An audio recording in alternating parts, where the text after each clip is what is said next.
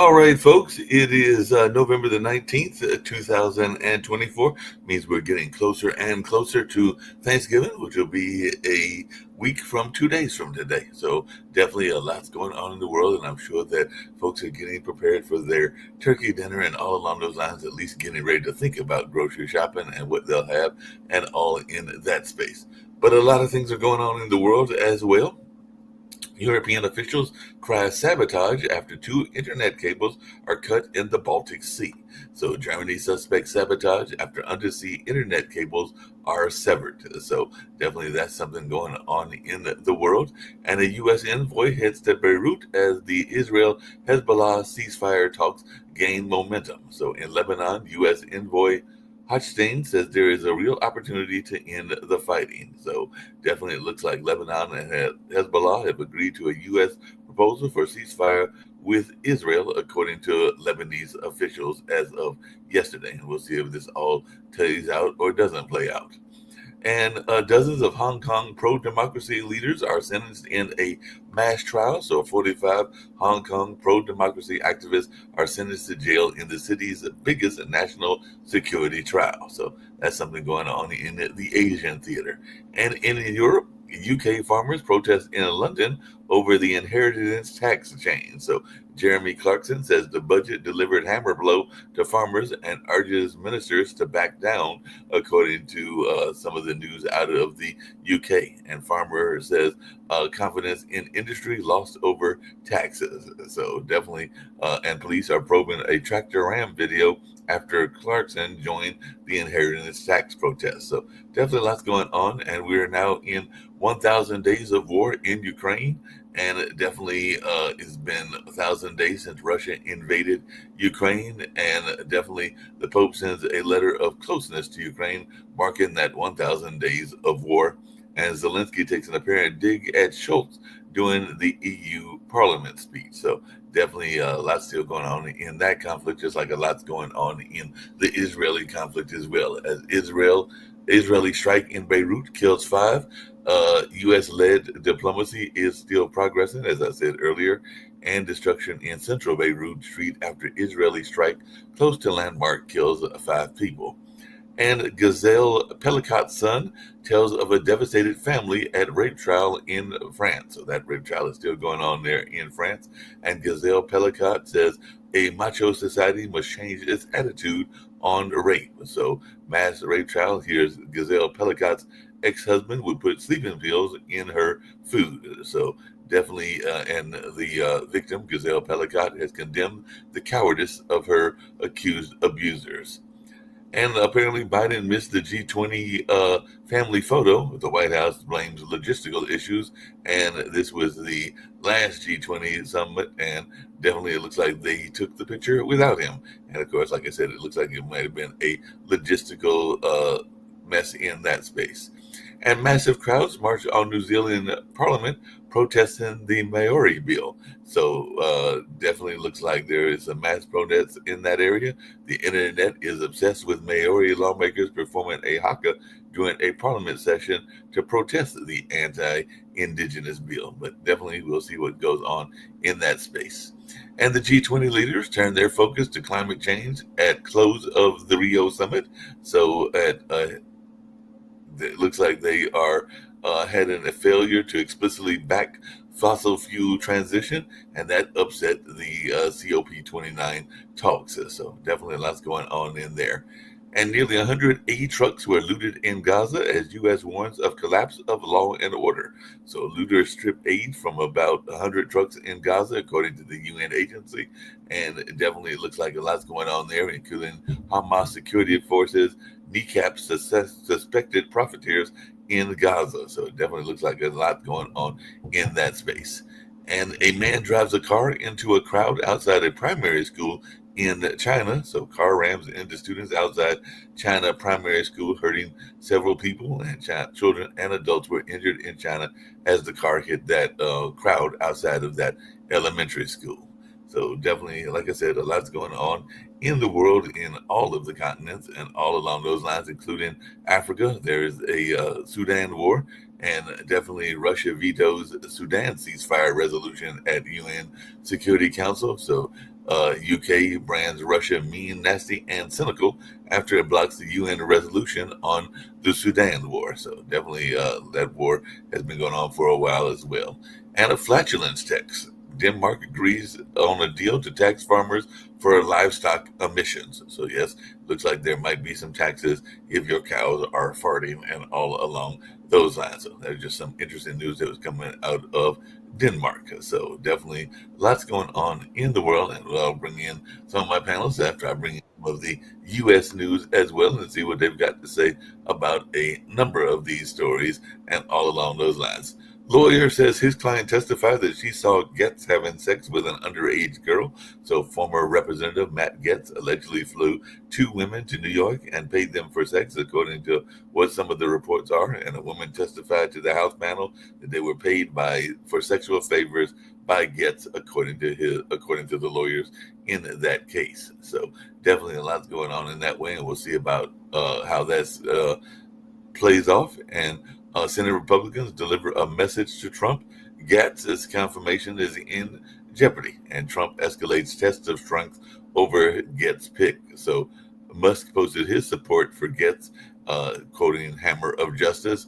So there are negative signs for Getz as Senator brushes off questions amid Trump pressure. And New York City helped migrant accused of killing Laken Riley move to Georgia, according to a witness. So Laken Riley murder suspect Jose Ibarra's wife placed him at scene of crime in prison call, according to an expert. So definitely that trial is still one that a lot of people are paying attention to as well. And a New York priest was demoted after Sabrina Carpenter video inquiry revealed a $1.9 million scandal. So a New York City priest who let Sabrina Carpenter film in church is stripped of duties, and Brooklyn Diocese demotes Monsignor, who sent millions to Adams' advisor. So it looks like this New York priest has been relieved of parish duties amid allegations of mishandling parish funds. And Putin signs a revised doctrine lowering the threshold for nuclear response if Russia is attacked. So definitely we'll see that going on as well. And Governor Newsom announces his decision in the Menendez brother case. The California governor delays the clemency decision for the Mendez brothers pending new DA review. So looks like they'll be having to wait until some of the reviews come out and all along those lines. And there are a lot of folks that are saying that there are several industries that could be hardest hit by Trump's immigration crackdown. Among those industries are construction, agriculture, hospitality, general services, wholesale trade, transportation and warehousing, and manufacturing. And Trump's immigration crackdown is expected to start on day one, according to Politico. And Trump does plan to use the military to carry out the mass deportation and all along those lines. So, like I said, a lot's going on in that way. We're also going to see how California is going to respond. Pennsylvania Democratic Governor Josh Shapiro sides with the state Supreme Court, ruling not to count certain mail-in ballots. So, definitely looks like the Pennsylvania Supreme Court orders election officials to stop counting ballots with date errors. So, definitely this is something going on as well. And it looks like we've got another Fox host that'll be having a job. Trump picks ex-congressman and Fox host as the transportation secretary. So Trump picked Sean Duffy, Fox business host, for transportation secretary, and Trump's transportation nominee could bring a U-turn. So he was a former Wisconsin representative, Sean Duffy, and that who is going to be the person that will be on the whole area of running transportation. So we'll see how this all plays out. And women missing after not getting on connecting flights sent an alarming text message, according to her family. It looks like she sent a cryptic message, and family has learned new info about the Maui women who vanished in Los Angeles. So definitely looks like there might have been an alarming text, and hopefully we'll find that she has been found in a good shape. But this case is one that is continuing to go on, and we'll just see how it all plays out and all along those lines. So, like I said, lots going on in the world and around the world and all in that space. But like I said, I'm going to bring in folks into the panel, see what they've got to say.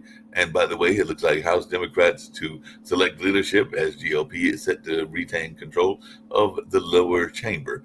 And Susie Lee wants to be the voice of battleground Democrats in the White House, in the House, and House Democratic TV star Jasmine Crockett is struggling to break into leadership, but it looks like she's trying to get some leadership positions as well.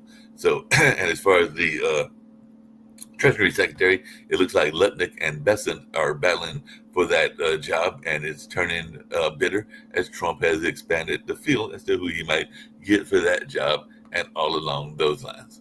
But like I said, you're going to bring in folks, including Rick Rosner and Sasha Starr. That's all that I've got with me today. So what's your take on this, Rick? It looks like we've got two, not one, but two Fox hosts that have jobs in the Trump administration.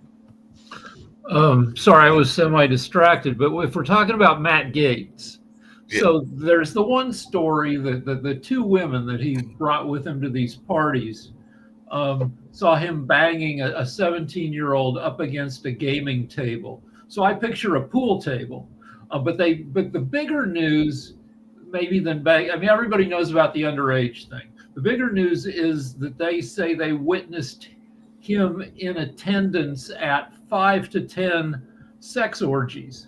I don't know what kind of other orgies there'd be, but he's an orgy guy. Also, he would capture footage from these parties and show them to his fellow congressmen, I would guess.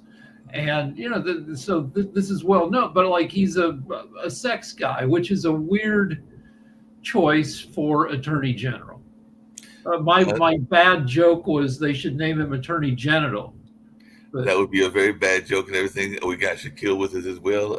I know that sometimes he watches different media, but it looks like we've got a second Fox person that has been named for a job, that being Sean Duffy, who will be heading the Department of Transportation. So what's your take on these appointments, Shaquille? And do you know anything about this Sean Duffy guy and everything along those lines?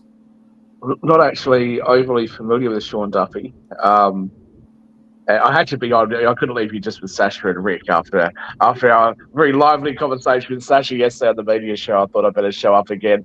Look, I'm not overly familiar with Sean Duffy. I just want to clarify for people that aren't 100% sure, because I often say I really don't like politics that much, and I actually really don't. I'm just opinionated, but I don't actually like it that much. I don't just sit there and watch Fox all the time. I watch CNBC and I watch Fox Business, because those are channels that, they often report on the markets, they report live on what's going on.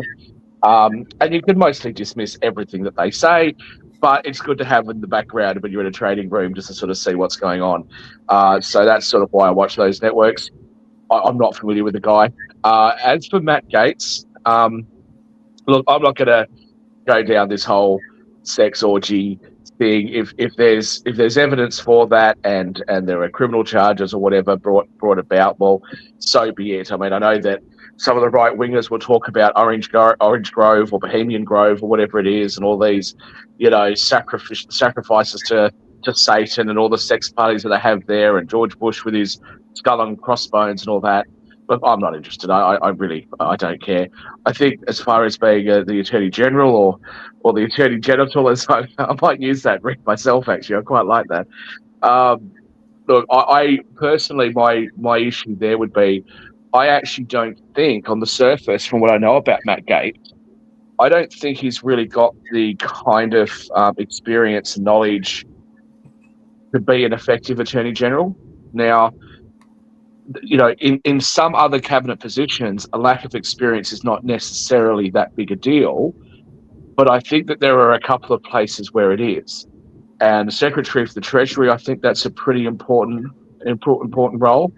I think that the Attorney General of the country, you really do need to have a bit more experience. So that would be my concern, and I would actually be surprised if he has a smooth run, because I think that he would have upset quite a few Republicans with his little mini coup in getting rid of Speaker McCarthy. Now, again, I've got nothing against Speaker Johnson. I think Speaker Johnson's, been a good speaker. But what was the difference? You had Speaker McCarthy doing a pretty good job. The concern from some of the more conservative or MAGA-style Republicans was that Speaker McCarthy was being too centrist, too moderate, which is, I think, what the Speaker's role should be is to try to be moderate and to try to find some commonality amongst the warring factions of their own party as well as the warring factions across the House floor. And then after having got rid of McCarthy, they then didn't have anyone to replace him with. So they didn't even have a better idea. And then they replaced him with somebody who was basically exactly the same kind of person, the same sort of, politics. So I think that he probably would have upset a few Republicans doing that. I think that he might be a little bit destabilizing. As for the rest of Trump's picks, I'm not overly concerned. I think that most of them, they're outside the political arena. I think that's what American people are saying that they want at the moment. So, I think that some of his picks are okay. I like Pete Hegseth. I think that he's got some experience. He's probably what the people want right now. So I'm happy with that. It just really Matt Gaetz. I honestly think that I would be a better Attorney General than Matt Gaetz. What do you reckon, Adam? Yeah, I imagine Sorry, he would be better and everything. I say see we got Adam, and I was going to bring something up that he's let's brought up let before. Sasha go. Let's let Sasha go. But let Sasha go because he was here before I was. Mark, would you allow me to say a few words? Go ahead, Sasha. Thank you. Okay, Shaquille, when you're talking about that Matt Gaetz is lacking certain experience, don't forget that 2,000 years ago in Rome, when Emperor Caligula brought his horse to the Senate, that horse also lacked certain experience. And nevertheless, it was a brilliant move. And what Trump is doing, actually, this is a very clever move. The most important of his appointments is definitely Tulsi Gabbard, who is in Russia for the last 2 years. She was on almost daily television programs, and they called them there. They called her our Tulsi, our girl in Washington, and all that stuff. So by bringing Matt Gaetz, he will bring all attention to Matt Gaetz, and everybody will talk about Matt Gaetz, and they will fight until the probably next 10 years about Matt Gaetz. Matt Gaetz is lacking experience, or maybe he's not lacking experience. Maybe he's a great guy. Maybe he's a rapist. And that will take all attention away from appointment of Tulsi Gabbard, because her appointment is the same thing that Putin has his little office in White House. That's exactly the same thing. So this is how things are. Now, since you, Shakil, mentioned that you love to watch CNBC, so today I also like to watch CNBC, and what I saw today is that for the first time ever, the market went down because of the Ukrainian-Russian tension. Did you notice that, Shakil?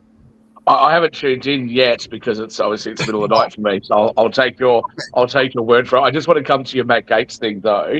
Oh, okay. Look, here's what I can say. Look, politicians being put into positions, cabinet positions, without having a lot of experience is nothing new, especially for the United States. And my understanding, although I don't think it's ever happened, my understanding is that actually the president could nominate somebody who's not even American.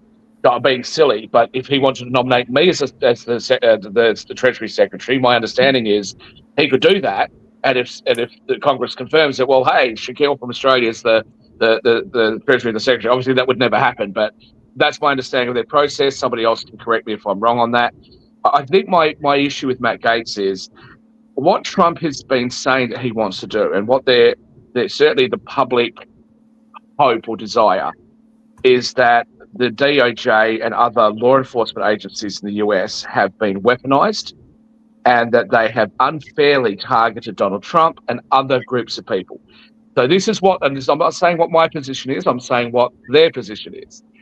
January 6th, those guys are political prisoners. They've been put in solitary confinement. It's very, very unfair.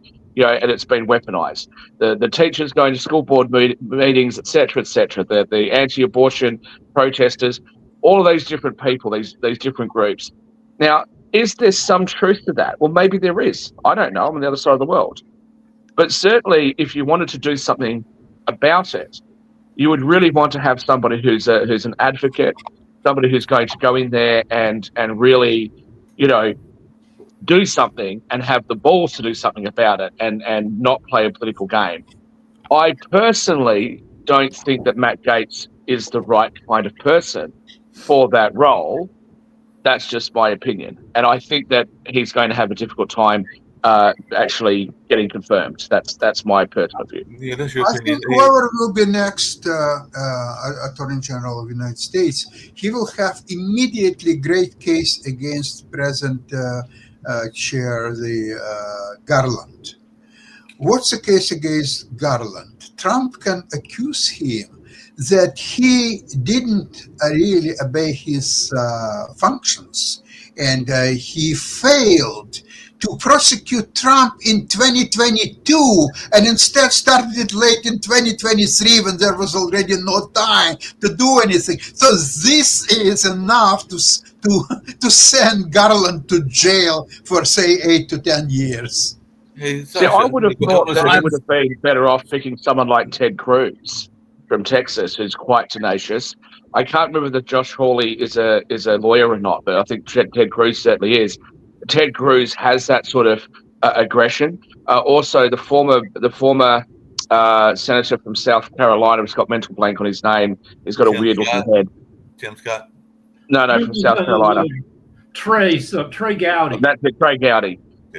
He would be somebody that I would think that you would look at. And if you really insist on having a Fox, another person from Fox, maybe you would look at Laura Ingraham, because that's Nick's favorite, and she's a lawyer that actually clerked for a couple of the Supreme Court justices. Go with Judge Janine. She's got Judge right in her name. Well, that's right. Or maybe they can split the role between Janine and Judge Judy, so the left and the right are very happy. I'll let the others just have something to say, but at some point I'm going to have to smack Rick Rosner around over MSNBC. I didn't hear you mention it in your open, so I'm looking forward to hearing Rick Rosner's comments on that at some point. Even Joe Brown, but I do have I don't know that I can defend MSNBC. You're talking about more than Joe. I'm expecting you not to defend them, and that's what I want to hear about. But let's hear from Nick and Adam first. I have a question first. for Sasha, because we used to live in Russia, and this story just caught my eye because it's kind of unusual and everything. But a world famous ballet star, and I know that you follow a lot of the arts and everything, apparently over the weekend died after falling from the 5th floor, and the theater is going to investigate the death of Vladimir Shekarov and everything. So is this actually like an actual true accidental death that he literally just fell off? If any of them are, I read one assassination attempts. I read one article that makes me think that this is a rare instance of Putin not throwing somebody out a window. That according to the story, the guy has a drug problem, and people were trying to corral him to haul him off to rehab, and he was trying to jump from one apartment to the other to escape the people who were trying to intervene on him, and he fell. So, I mean, if that story's at all true, it's not a Putin assassination. Look, I don't trust much of what Russia says about the death of anybody. But if you're talking about a ballet, look, I loved ice skating, figure skating, right? And I lasted about 8 weeks before no girls would dance with me or skate with me anymore because I kept dropping them. So my career in figure skating was over at the ripe old age of 8.5 years old. This guy would have to be one shitty ballet dancer if the Russians have killed him for it. But Sasha, he was also a Putin critic. So we probably have to wait for more information. Let's hear from Sasha, because Sasha, I'm sure, will be able to enlighten us. Well, listen, with all due respect, he was a great dancer. From what I heard, I never seen. Sasha is biased against Putin. I'm biased against Putin, that's true. And with that, I want to say that whether he was a victim of Putin bandits or he fell by himself, it's just hard to believe, especially such a skillful dancer. So he's an athlete, essentially. But okay, it's hard to believe. I don't think that's so important as to... I just came to my attention one very interesting episode. Olaf Scholz called to Putin a couple of days ago. There was no much to talk about it. But what's interesting is that Olaf Scholz He is a criminal himself just by calling Putin. Doesn't matter what they discussed whatsoever, because Putin is a terrorist, nothing else. He's a simple, come on, stop it. He is a simple terrorist, and he has, unfortunately, on all Ukraine are all hostages. The tens of millions of Ukrainians are his hostages. And what he did after Scholz called him, it's a rule, you never initiate talks with terrorists. So Scholz saw that, okay, I'll break the law, I'll try to see what's up. Oh, okay, it didn't work out.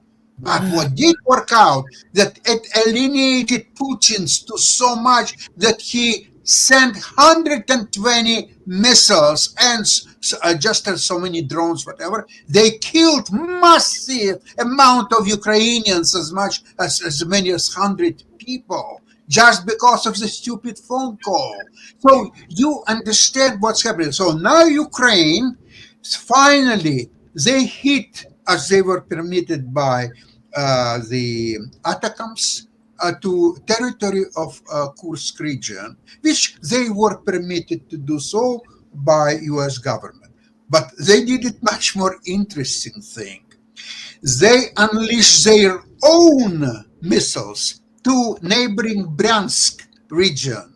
So it's very difficult to see which missiles went, whether it's Atacams or their own, went to Kursk, and which ones exactly went to Bryansk. Okay, it could be sorted out, but it doesn't really matter. What matters is that they got the permission from the U.S. government. The next will follow, of course, England and France with Storm Shadow. And Ukrainians now prepared a plan of massive attack on Russia starting March next year. By that time, they're planning also to have a nuclear devices. So with all that, by summer of next year, Russia will be wiped out completely. There will be no such country anymore. Well, first of all, please defend Mr. Putin. Adam, defend our Mr. Putin. I think he should be nominated for the Nobel Peace Prize. That's what I think. Who is that? I think Putin should be nominated for the Nobel Peace Prize. But before He's a brain dead. You cannot nominate a brain dead people. Well, I think that is very rude. He is a terrorist. He is not a terrorist. He is the worst person in history of the problem is NATO. NATO is the worst than Hitler and anybody put together. Okay? Defend him, please. Oh, get Tulsi Gabbard. She can do even better job than you. So first of all, Caligula was an outstanding leader, and under Caligula, crime was down, and his horse was actually a very good senator. Second, yes, agreed. He believed in animal rights, and Caligula was a wonderful man. But what I want to say about Matt Gaetz is this: I have a theory. So Matt Gaetz was under investigation for ethics violations, including having sexual relations with a minor.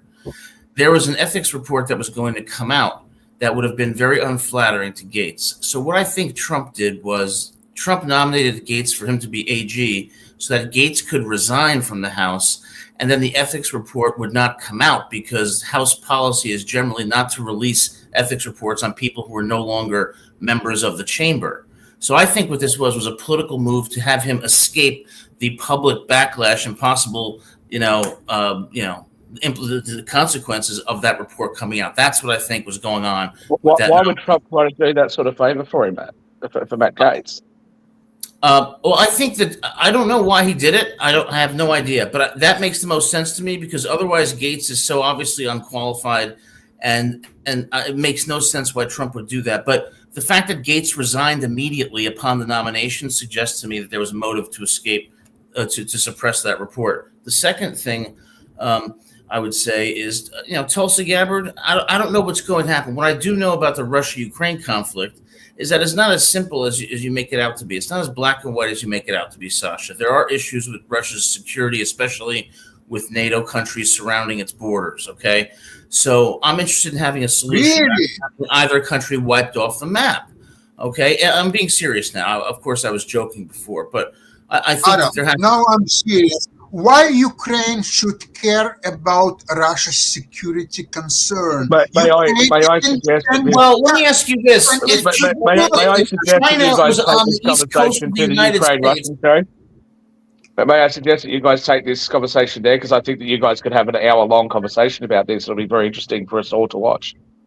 Okay, let me tell you something. If Mexico will do some unfriendly actions against the United States, most likely the United States will retaliate. Most likely it will defeat Mexico in an hour and a half, and that will be the end of story. So now, if Ukraine did something not perceived to be very friendly against Russia, so Russia did exactly the same thing what US would do against Mexico. They attacked Ukraine on February 24th, 2022. Did it? Yes, it did.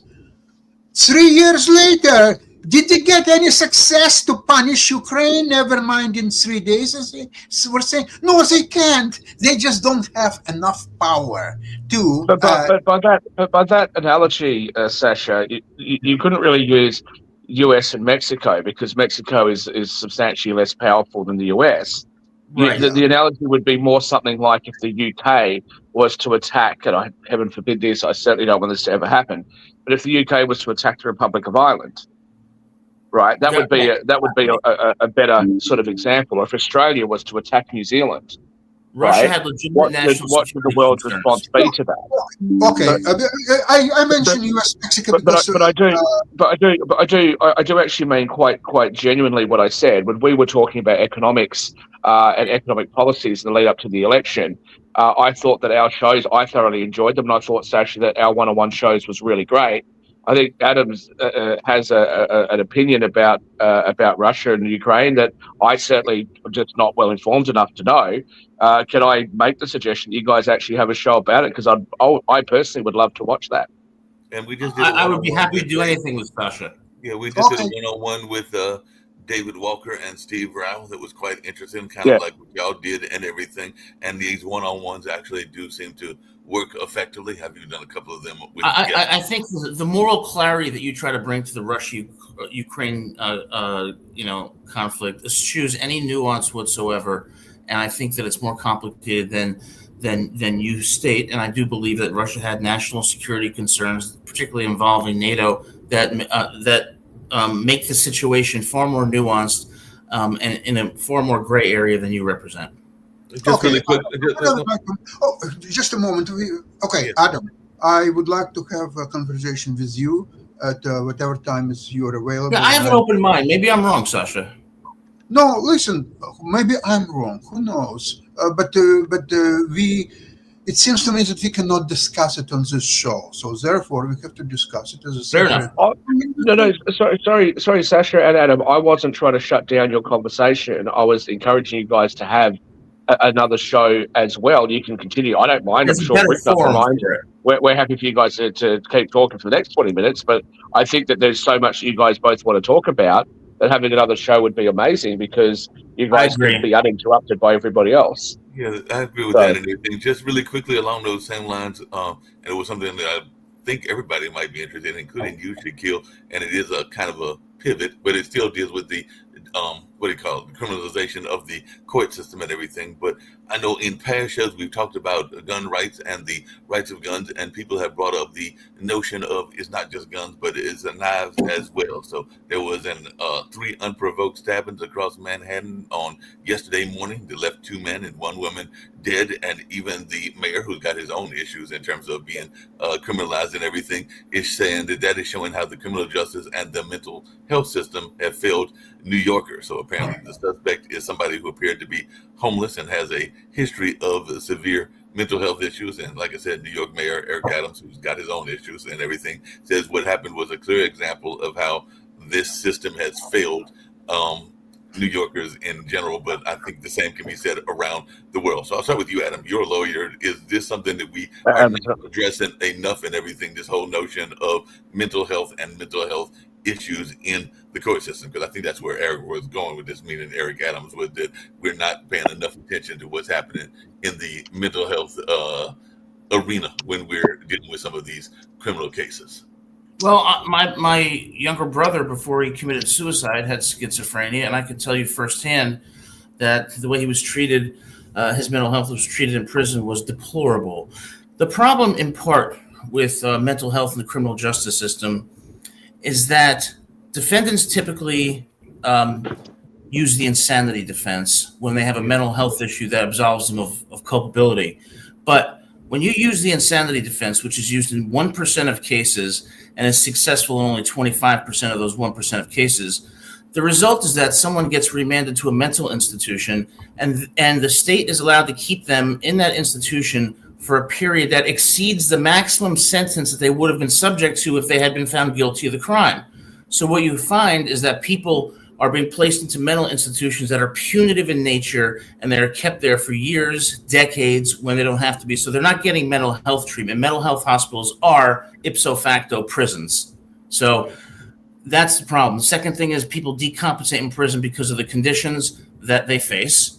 Okay, so the question is, how do you solve that? How do you address that? That's a very vexing problem. And the reason it's a vexing problem is because treating mental health successfully depends on compliance by the patient with counseling and medication, which is notoriously difficult to do whether you're in a prison context or not. So there's no easy answer to this problem. Yeah, really quickly. And Okay, but one of the obvious flaws, though, is a lack of funding. And as I think you're aware, Adam, my mother is one of the more senior people in mental health in Australia. And you know, I know a little bit about what she does, and certainly I'm a bit of a nerd. So when she's been studying master's courses and things like that, I've certainly read a lot of her books and things. I think that Australia, whilst not perfect, Australia has a mental health issue, but I think it's substantially more pronounced. I'm going to give a branch for Steve Rao to run with. It's a little bit more pronounced, and part of the reason for that is the lack of government funding, oftentimes which was ripped away by the Conservative Republicans of the past, but also because of what actually happened with programs like MK Ultra and some of the horrific ways in which mental health patients were treated in the past. So clearly there's an issue. Allowing crimes to happen or crime rates to go up while people are struggling, allowing the huge amounts of violence, homelessness, etc. to occur whilst not doing anything to address the problem is a significant issue for the United States. It's somewhat of an issue in Canada, although I think they do a better job of it. But it's certainly something that I think the US needs to deal with. And I guess you would have to ask the question, if you're a more purist about state rights like I am, you would say, well, hey, it's a state issue, but should there be perhaps a federal initiative to try and do something? My concern with that, of course, is that when they go on a war for poverty, or they go on a war on drugs, or they go on a war on anything else, it's always an abject failure. And so I'd hate to see the federal government screw this up, but I certainly think the United States would be far better off if it actually came to terms with the fact that there is a mental health issue in the United States. It should be addressed, and it needs to be destigmatized. And so if media is going to be able to change cultural perception of all these different issues, from trans rights to gay rights to, all sorts of other things, racist issues, movies, great movies like Time to Kill, maybe they could create movies that aren't like, cuckoo flies over the, what was it? One flies over the cuckoo's nest. Maybe they could actually come up with some real stories about people that have struggled and have overcome a very challenging issue, and destigmatize it so that people don't feel as though if they express that they're struggling, that's a show of weakness, but they could actually do something and seek help. But on that note, Steve Rao, do we need to send some more counsellors to the Dems, or are they coming to terms with Trump's win? I noticed that the MSNBC hosts on Morning Joe have decided to go to Mar-a-Lago and have a sit-down chat with Donald Trump. Over to you, my friend. I think most Democrats in the leadership, and I got to leave early today, guys. I'm leaving the country next week, so I've just got all kinds of work to close out this year. But I think most Democrats have accepted it. I mean, I think they're now looking at how do they need to change the strategy moving forward to come back more to the center. I think the border was a failure. I think going too left on some of the social issues hurt them. And I just think that they're going to have to find somebody to run in 2028. I think the first step is the Senate. I think Roy Cooper, more and more pressure will be for him to run Governor Cooper against Tillis. And I think that now what's going to happen is I think these appointees are a litmus test now for Republican loyalty. So I think we'll see what Tom Tillis does. Is he going to support RFK? Is he going to support Getz?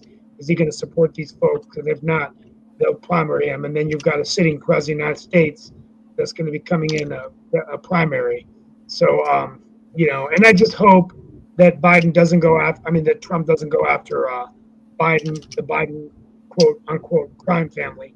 But hopefully they had a talk about that and Biden can just sail off into the sunset and not really come out. And but that's what I'm sensing now. Most people are accepting it. It didn't go after a crooked Hillary, and if anything, I think that Trump could be persuaded that it may actually be a good idea to pardon Hunter Biden. Now, I don't think it's a good look when the children of powerful political leaders are pardoned or having their sentences commuted willy-nilly just because they're the children of powerful people. However, and I have said this before in relation to that case, if you really look at the case, I don't think that it is a case that is likely to have been brought or certainly not pursued as hard as it was if it wasn't for the fact that Hunter Biden was Joe Biden's son. So I think for the good of the country, it might be best to just put an end to all of this. But New York has got to get rid of Letitia James. The Supreme Court has said previously that it is not fair and it's not right when prosecutors go after somebody and then trawl through the laws in order to find a novel way of interpreting those laws in order to prosecute somebody that's gotten on the wrong side of them. And that also obviously applies to Alvin Bragg, that applies to Jack Smith, in my opinion. It applies to Fannie Willis down in Georgia. Those sorts of things need to be stamped out. And if Republicans start doing that to Democrats, it also needs to be stamped out. It shouldn't be going on. And I think that Donald Trump, being the bigger person, should actually put some pardons on some of these people and then actually say the reason he's doing that is for the good of the country. And that might soften the blow when he pardons some of the non-violent January 6 insurrectionists, protesters, rioters, whatever word you want to use to describe them. Shaquille, I would like to ask you said that it could be good for the country. But Trump, he is doing something what is good for Trump. Why is it good for Trump to pardon Biden's son or whoever else it is? What's in it for Mr. Trump? So Sasha, I don't share your view that Donald Trump only does things that are of benefit to him or things that are transactional for him. I don't share your view on that. But Okay. If I did share your view on that, what I would say is because it would make him perhaps a lot more popular. And at the end of the day, coming into 2028, he's unlikely to. People are saying, "Oh, he'll have the Constitution changed." Well, I don't think that's going to happen. And even if he did, he'd be, he would be getting quite old at that point. So, in much of the same way as many Democrats felt that his election in 2016 was a repudiation of Obama, he would certainly, I imagine, would like to see a Republican, J.D. Vance or somebody else, take over the reins from him and win the election in 2028. And that would be a showing of support from Americans that they actually liked the way that he ran the country between 2025 and 2029. So I do think that is something that we need to do. I wanted to come back to law enforcement just really quickly, and I know that's a slight pivot and everything. We come back to the whole notion of crime and even the Attorney General, and I'd love to hear Adam's thoughts around this because apparently this part of what created Black Lives Matter and everything has been this notion of the police getting a lot of scrutiny because they are responding to 9/11 calls and then the people are being killed. Apparently in Las Vegas, Nevada, there was a recent death and it was the 8th fatal police officer involved shooting in the year of 2024, and apparently it's already happening in places as far reaching and as different as New York, Mississippi, Minnesota, Colorado, California, and other states. So do we need to have a better system in the way we train our police officers to respond to 9/11 calls? And I'm asking you that, Adam, because you're in the legal field. I just wanted your take on this, because this is something that seems to be more widespread than it needs to be. Well, in my view, the police and police training is quite effective, and the instances of police force, excessive police force, as reported by the media, paint a picture that is not accurate. There are millions of encounters each year with police officers and citizens of all races. In less than a 0.5% of those cases do the police officers use any force whatsoever. And when they do, in 90% of those cases, the suspect is resisting arrest. That is a fact. It is also a fact that African-American police officers shoot African-American suspects at a rate higher than white officers shoot black suspects. So these allegations of racism, systemic racism, institutional racism are overblown and only serve to divide society. Now, if you want to talk about it from a legal perspective, you might revisit the issue of qualified immunity, which gives immunity to officers for certain actions that are taken when they use force. I think that doctrine is a good one, though, because police officers need to make split-second decisions, and they should not be held liable when the outcome of a conflict is uncertain, but their lives are threatened. So this idea that police are targeting African Americans, that police use excessive force, is simply not true, as the statistics I just cited prove. But Adam, Well, hold on a second. I got a response to that. Mark, Rick wants to say something, but I really want to say something about this. So I'll let Rick go first, but I really want to say something directly to what Adam just said.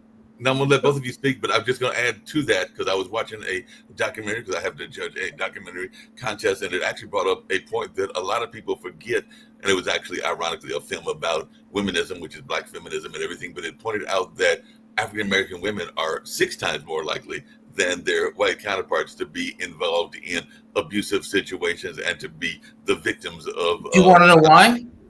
Do you want to know the answer to that? Well, the answer is just moved the question away from police violence.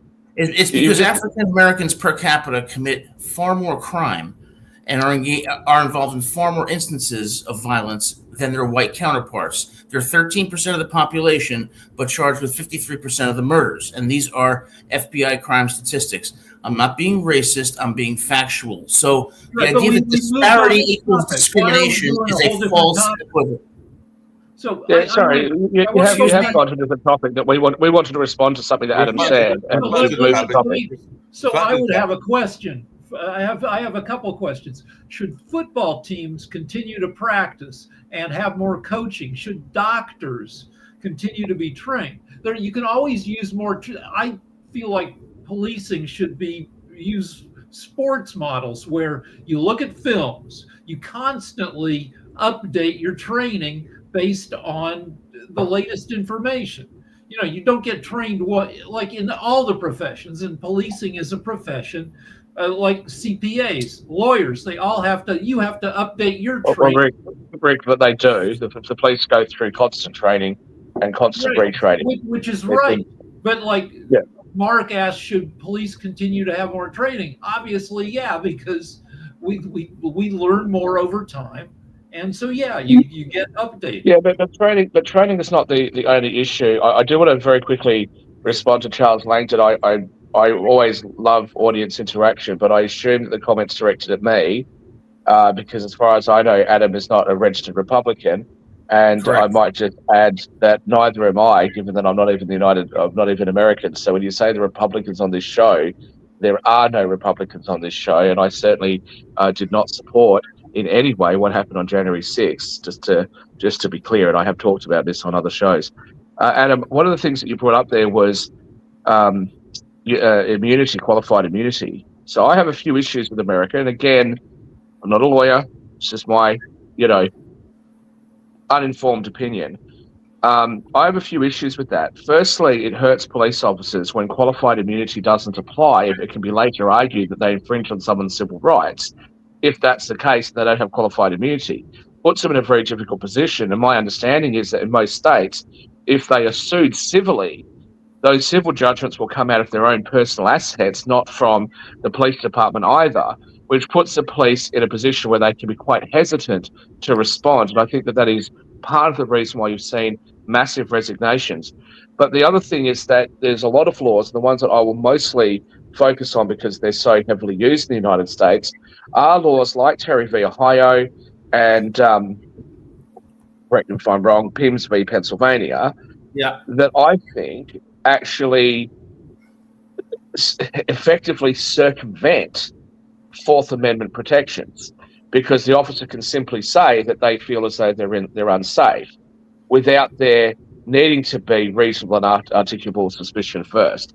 So I actually personally think that, especially with Terry v. Ohio, I personally think that the law needs to be clarified in a way that protects working officers whilst actually making sure that the rights of the citizenry is respected first.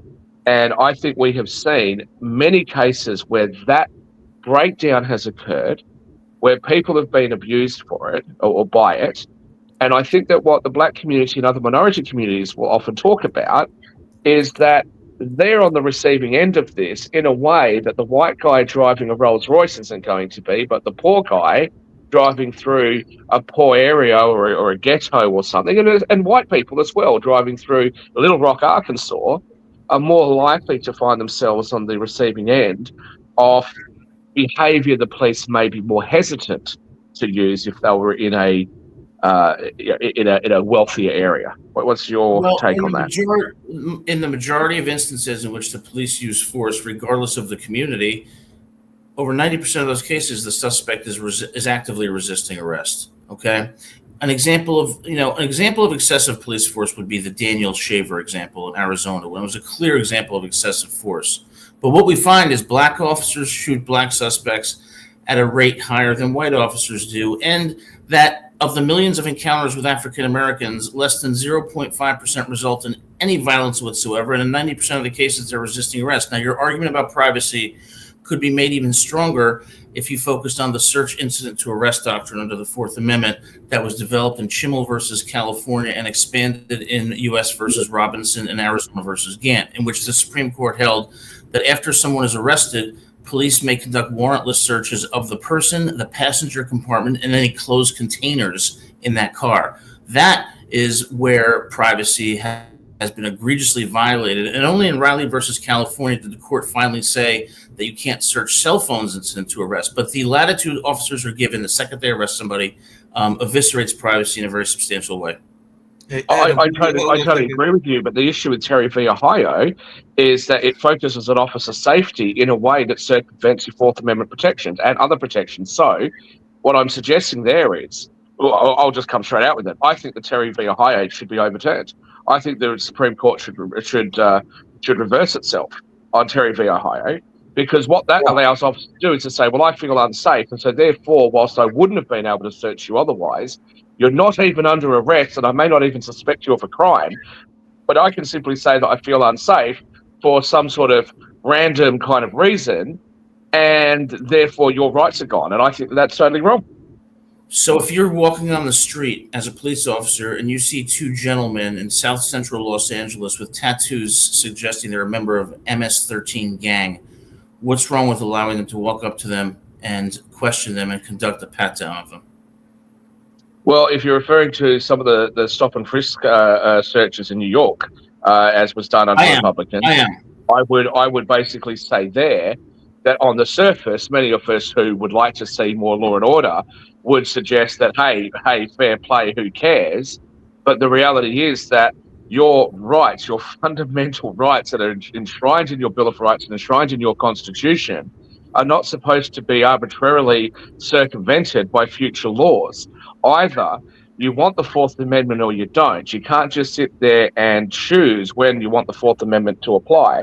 I think that Terry v. Ohio, because it's so arbitrarily applied, I think that Terry v. Ohio is so wrong in relation to the fundamental values of the United States, and not just is it wrong because it infringes upon the rights of accused and innocent people who are not accused of a crime afterwards, But I think it also leaves the police subject to some very vague laws. So should if we a person- prohibit searches at airports? Well, that's a different story because the recent reports are saying that some of the searches being conducted by the TAA actually don't improve passenger safety. But let's just focus on pulling people over, which is where Terry, obviously that's Terry v. Ohio. If we just focus on that alone, so what you have is a situation where if a person can argue later that the Terry stop was in fact in violation of their Fourth Amendment rights because the officer cannot reasonably articulate a reason for them to feel unsafe, or if they're taken out of the car and they're then covered by pimps, then all of a sudden their qualified immunity goes away. So now you have a situation where both the citizen has his rights infringed on and the police officer potentially would be too afraid to do their job if another police officer has come foul of these laws. It's a terrible situation and it should be addressed by the court system. Right, and I would disagree with you on one point. I do not believe the Constitution protects a right to privacy. I'm going to move to America and become a lawyer just so I can argue with you about this, Adam. We've got a point that Rick wants to make. I don't know if you can agree with me, Adam, but I do also. No, think I lost. I without Sasha, I can't. I had a question for the panel, but now we have a very incomplete panel. I can bring Sasha back and everything. Okay, so all right, quickly. This is off the topic.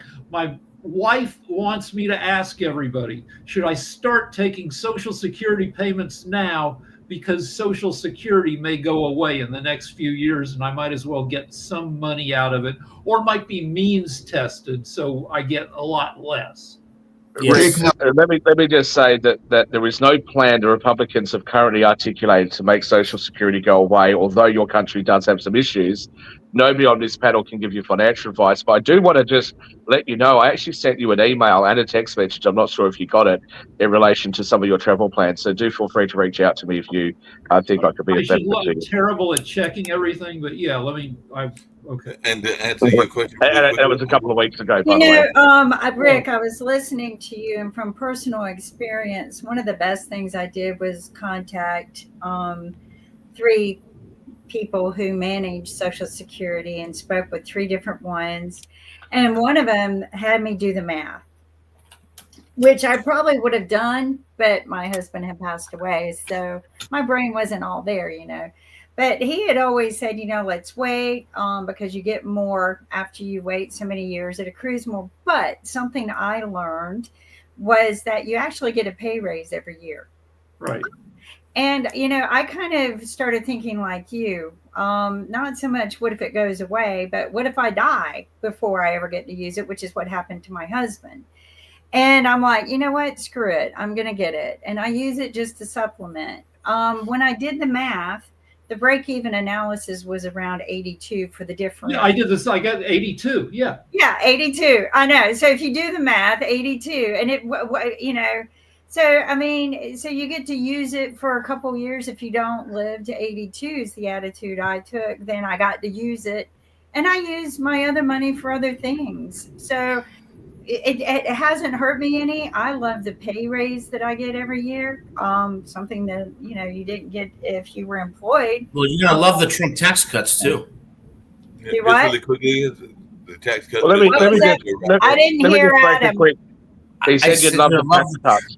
I didn't hear. I would like to. What did you say, Adam? I said, well, you're gonna love the Trump tax cuts. Then I was joking. Oh, well. Let me just say to you, Rick, that I don't play those. All right, I know. I was just kidding. let me just say to you, Rick, that if You know, the if you're people able who to receive love funds Trump's now, tax cuts make $40,000 or more a year, and the people I feel sorry for is anyone under $120,000 because in the review that I sat through, and I actually discussed it with my financial advisor, the people earning less than $120,000 will be, you know, making up for the tax deficit. But I mean, neither here nor there. But all right, let's Shaka. We got like zero time left. Let's but to answer your question, Rick, call 3 of them. But if your math is like mine, then you kind of already know. Yeah. I'm honored. Can I please have 10? Can I just have 10 or 15 seconds?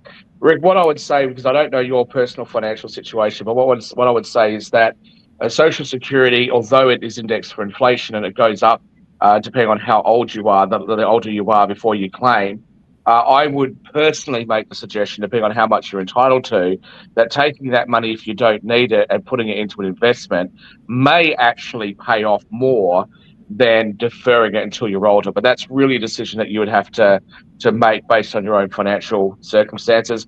Happy to have a chat with you, and I'm happy to refer you to people that specialize in that in California, if that would help you. Thank you. Yeah, I'll reach out. You've got my number. Right. So anyway, that's at the top of the hour. If anyone needs any financial advice, call Shaq. So take care, everyone, and have a great day. We'll see you tomorrow.